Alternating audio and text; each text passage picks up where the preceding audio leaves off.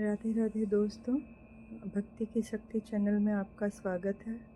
आप सभी कैसे हैं? आप सभी को पता है कि ज्येष्ठ का महीना चल रहा है और कल ज्येष्ठ माह की कृष्ण पक्ष की एकादशी है, जिसे अचला एकादशी या अपरा एकादशी कहते हैं। यह शुक्रवार को 23 मई दिन शुक्रवार को पड़ रहा है, जिसका पारण 24 तारीख को 5:26 से 8 बजे तक पारण कर लेना चाहिए। आज के दिन अपने मंदिर घर की अच्छे से साफ़ सफाई करें, शुद्ध करें।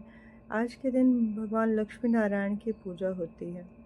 अपने मंदिर में या चौकी पे कहीं भी आप पूजा कर सकते हैं। मैं अपने मंदिर में ही पूजा कर रही हूँ। तो एक लाल रंग का कपड़ा बिछाएं, जिसके ऊपर चावल या तिल का आसन देकर भगवान लक्ष्मी नारायण या आपके पास जो भी फ़ोटो या मूर्ति है उसे स्थापित करें। विष्णु और लक्ष्मी की संयुक्त रूप से पूजा होती है, चाहे राधे कृष्ण की चाहे लक्ष्मी नारायण की संयुक्त पूजा करते हैं।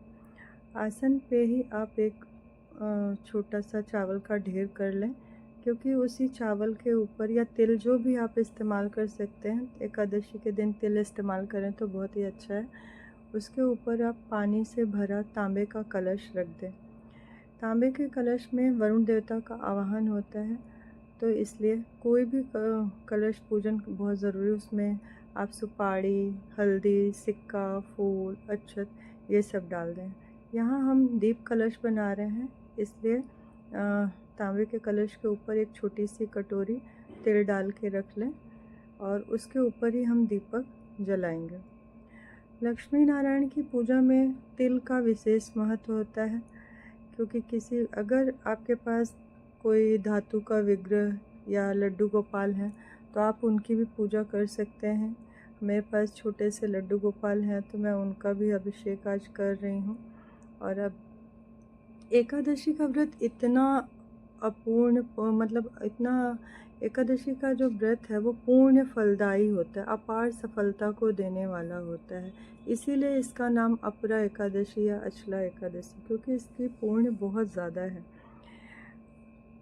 इसका व्रत का शुरू जो आप दशमी के दिन से एक तरह से शुरू हो जाता है, क्योंकि दशमी के दिन ही आपको लहसुन प्याज नहीं खाना होता है, सात्विक भोजन करना होता है और दशमी तिथि से ही आप ब्रह्मचर्य का पालन करना चाहिए।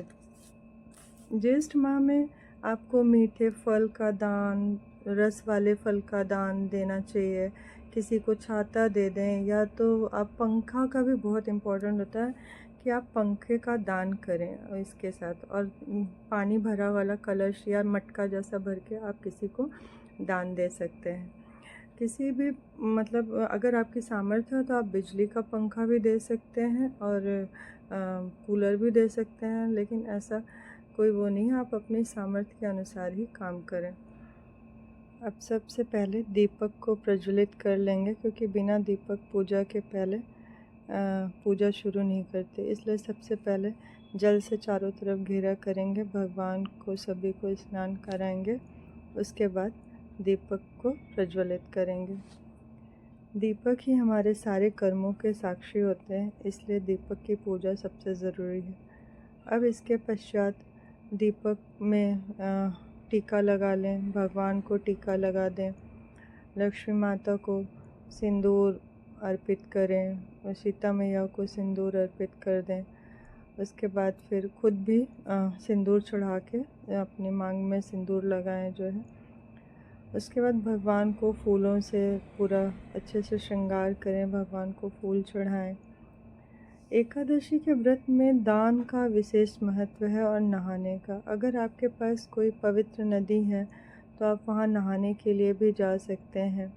कहते हैं एकादशी का व्रत करने से, अपरा एकादशी का व्रत करने से आपको अश्वमेध यज्ञ से भी ज़्यादा फल मिलता है। इसलिए मेरा तो यही कहना है कि जो भी हो सके आपसे व्रत, पूजा, जो भी आपके अंदर शक्ति है, जितनी भी शक्ति है आप वो करें। आप कुछ नहीं कर सकते तो भगवान को बस धूप बत्ती जलाकर भी प्रणाम करके अगर जाते हैं तो वो भी आपके लिए बहुत ही पुण्यदायी है, फलदायी है। आप किसी का, सबसे बड़ी बात तो व्रत के दिन आपको किसी की चुगली नहीं करनी चाहिए, ना ही हो सके तो आप फ़ोन पे किसी से इतना बात ना करें और जो है अपने आप में नाम जप मेन करें कि कोई भी नाम जो आपको प्रिय हो, राधा, राम, जो भी विष्णु जी का कोई भी नाम, कृष्ण, आप जप कर सकते हैं। तो लगातार जो आप जप करते हैं उससे आपके व्रत का शक्ति और बढ़ जाती है। इसलिए आपको हमेशा अपने व्रत को, कोई भी आप व्रत करें तो उसमें नियम का पालन बहुत ज़्यादा ज़रूरी है। और एकादशी का व्रत तो भगवान मोक्ष देने वाला है, पुण्य देने वाला है, तो इसके तो क्या ही व्याख्या कोई कर सकता है और क्या ही। इसके बाद आप भगवान को भोग चढ़ाएं, जो भी आपके पास फल है, केला अगर है केला चढ़ा दें, मीठा चीकू, जो भी आपके पास, तरबूज, इसके बाद आप एकादशी जो भी फल है, एकादशी उन्हें आप चढ़ा सकते हैं। हाथ में जल, फूल, और सबसे बड़ी बात, अगले दिन जब आपका व्रत पूर्ण हो जाए तो तब आपको जो एकादशी व्रत की फल है, अनाज है, वो सब आपको दान करने के बाद कथा जब पूर्ण हो जाए, समय से पारण करना बहुत ज़रूरी है। अग्यारी भी कर सकते हैं। अग्यारी करने के लिए आपके पास अगर तुलसी की लकड़ी है तो आप उससे भी अग्यारी कर सकते हैं। आम की लकड़ी है तो आप उससे भी अग्यारी कर सकते हैं। आज तुलसी चढ़ाने का बहुत ही ज़्यादा महत्व है भगवान को, इसीलिए तुलसी की मंजरी जब भी आप भोग चढ़ाएं तो विष्णु भगवान को, शालिग्राम को या श्री रामचंद्र जी को तुलसी की मंजरी ज़रूर चढ़ाएं।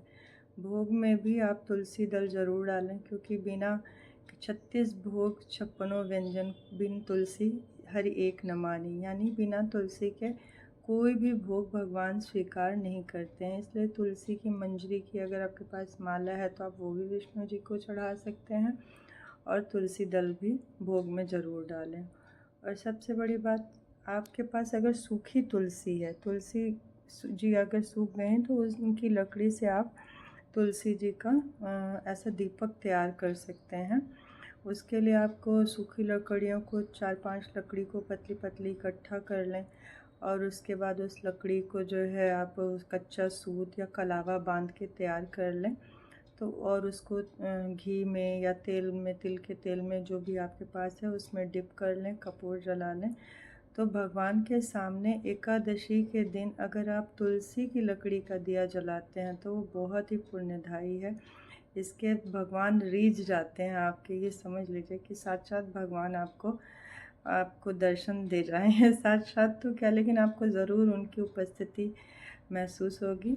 इसी के साथ मैं समाप्त करती हूँ, और मुझे आशा है कि आपको मेरा ये प्रयास ज़रूर ही पसंद आया होगा। सार्थक।